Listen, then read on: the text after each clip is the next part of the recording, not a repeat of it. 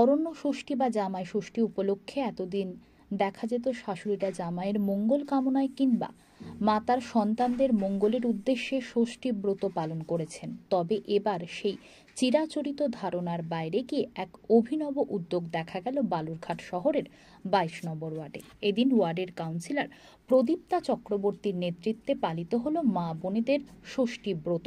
ওয়ার্ডের সমস্ত মা বোনেদের মঙ্গল কামনায় এই ব্রতের আয়োজন করেন তিনি।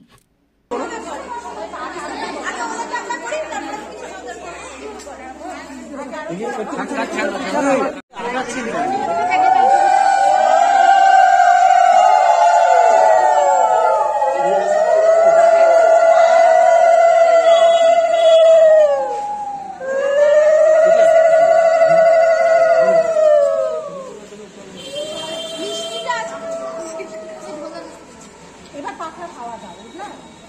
হ্যাঁ, পাখাগুলো নিয়ে আসো, একটু জল ছিটা দিয়ে জল দাও।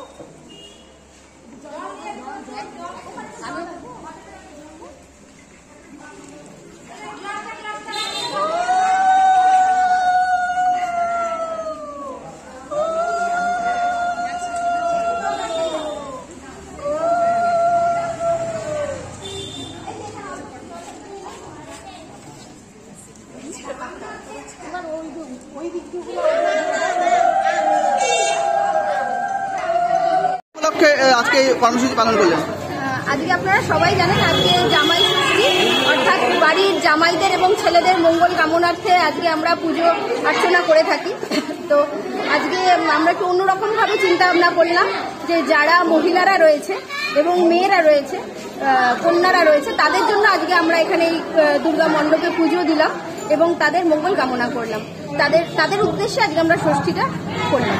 এবং হঠাৎ এই ধরনের উদ্যোগ কারণ আমাদের মাননীয় মুখ্যমন্ত্রী মমতা বন্দ্যোপাধ্যায়, উনি কন্যাশ্রী, রূপশ্রী, সবুজ সাথী, লক্ষ্মীর ভাণ্ডার, বিধবা ভাতা, এই সমস্ত প্রকল্পগুলো দিয়েছেন।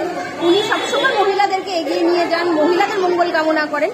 তাই আজকে আমরা চিন্তা করলাম যে আজকে আমরাও সেই চিন্তাধারাকে, সেই অনুপ্রেরণাকে সামনে রেখে মেয়েদেরকে নিয়ে কন্যাশ্রী।